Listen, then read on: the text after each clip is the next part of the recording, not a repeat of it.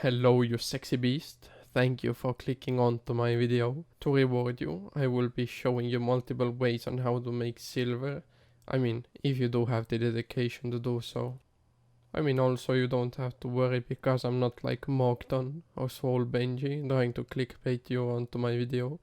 The methods I will give you are going to make you silver. One of the best ways to make silver is still whoring yourself out on the pre-watch market.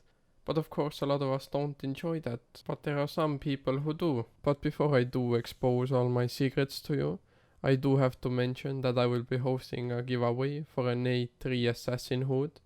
You can enter the giveaway by just commenting your in-game name in the comments and liking the video. I will be picking the winners in the near future, so I do recommend doing it quickly. I do have to remind you that modifiers are recording again. So let's get right into the video and I will be showing you how to craft food first. So this is a really good method because you can actually make money over time. And with the tool I will also show you, it will be much faster and easier as well. As you can see, I haven't leveled up any food crafting, but it is profitable. I just don't have the dedication and passion for it because I don't play this game to gather silver.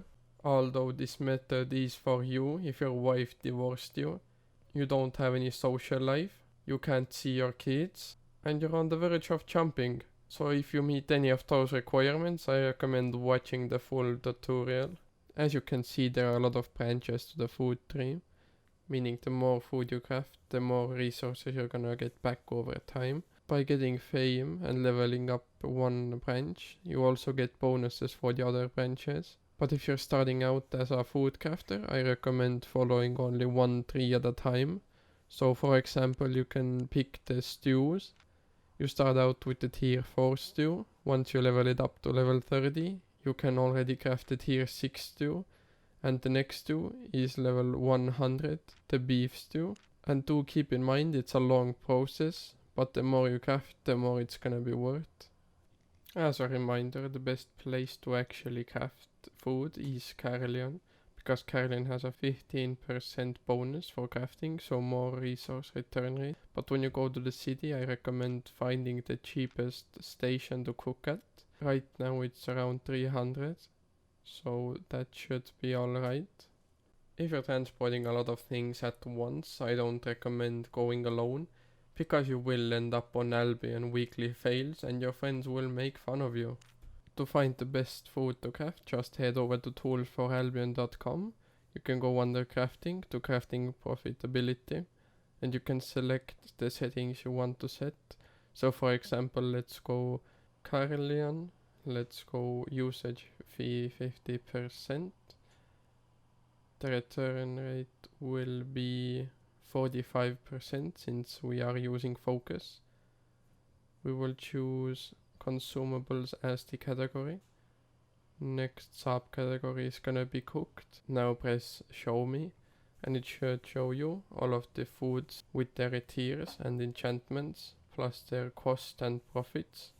You can now just press profit so you can sort them with the highest profit on top. You can do this to find the most profitable food item. For our food, let's choose beef stew. It's gonna be tier 8 with enchantment level 2. By pressing on the beef stew, it will direct you to a new page where you will be given the required materials to craft that beef stew. It will also fill in the costs for those items, usually automatically, but you can do it manually depending on the market's price. You can also change the times you want to craft it, so for example let's do 100 times. Here you can see all the costs and the profits that you will get out of crafting this food with the 45% bonus with the use of focus. So the next method is gonna be enchanting and crafting. So basically what you have to do is you just go to the market and you have to search an item that is worth enchanting. So for example I took the halberd. It's going to take some time, but once you find the item, then it's gonna be worth your time. As you can see, the halberd cost me 34k. Usually you do have to actually do a little bit of math to see if it's profitable to even craft that item. But you can see how many souls and runes it takes if you put it either in the enchanter, or you can actually Google it beforehand. The enchanting method will be the shortest method in this video. Not the shortest me though.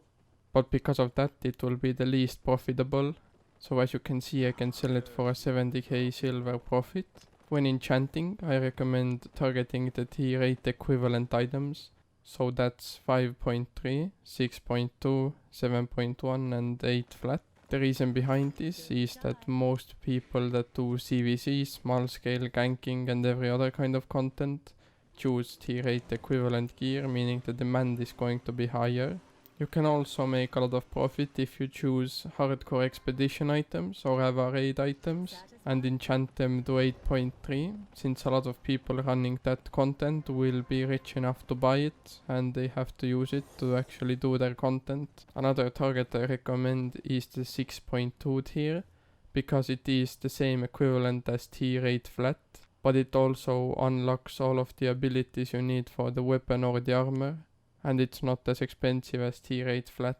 If you're crafting you can actually target the CVC or small scale items. The reason behind that is that a lot of people die in the PvP content, meaning more gear is going to get trashed and they're going to have to buy new gear, making the demand higher, and that can also raise the item's price. When I say CVC or small scale content I mean things like demon armors, cleric sandals, graveguard boots, judicator helmets, knight helmets, judicator armors and duskweaver armors. Another thing I learned this patch is that you can actually go to murderledger.com and you can search up a player called 13 Lack Smoke. He usually runs content with 20 people and he insta party 7 times a day. So if you just go and search what builds they run, you can craft those items because they're going to come back to the city to buy them. Now on to the next method. This method is a long-term investment. You have to actually keep these mounts for 6 to 9 months. So what you do is you go to the adventure challenges, and as you can see each month has a special mount, and these mounts are only obtainable through these challenges. What this means is that there's a limited supply to these mounts. You can only get them once a year through this quest. So when the quest ends I recommend on the last week of the month to just buy all the mounts you can. Set buy orders or just buy them out straight, because the prices are going to rise. Since if a person dies his mount might get trashed, meaning that there is now a lower supply of those mounts in the game for the whole lasting year. So as you can see you can actually view the past challenges. So you can see back to the year 2019, the last time I touched a female. Now let's get into the mount you actually want to buy. So the first one is going to be the Spectral Direboar. It can be unlocked during the month of July. A lot of gatherers and transporters actually use this because of the special ability, meaning if they get ganked and the mount trashes, there will be less supply, making your mounts worth more and giving you a nice profit. The next challenge you wanna look at is the night challenge during the month of June. The mount you're going to get is a gallant horse. A lot of people actually use the gallant horse for either normal content, transporting or doing Ava raids, which also means that if one of them dies during that content, they're going to have a chance of their mount getting trashed, again making your mount worth more. Now the last mount I would recommend hoarding would be the Snow Husky mount. The Snow Husky mount is, as far as I know, the fastest mount in the game. It has the speed of a direwolf and it also has an ability that increases its movement speed for 16 seconds. The only downside of this ability is that it puts your boots under a cooldown of 40 seconds, and after using the ability and becoming slow again, you will get slowed for 5 seconds. Looks like it lasts 4 seconds longer than me, which is why probably most people don't use it. But as you might know, I do have a little bit of information about the game. What I know is you can actually dodge the slow at the end of the ability by just demounting and remounting at the end of it, and you should be put back at your normal speed. Using the ability like this you can actually get ahead of people while ganking them or even just running for content. Now, the last method for this video, but do keep in mind that I am posting a experimental silver making method soon.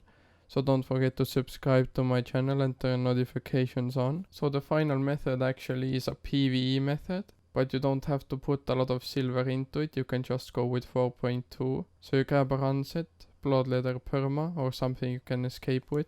It's just PvE farming in the Outlands, so all black zones that are high tier or mist. I personally did mist, but every time I saw a red name I ran the other way because that build is not meant to win a fight, it's meant to fight the mobs as fast as possible.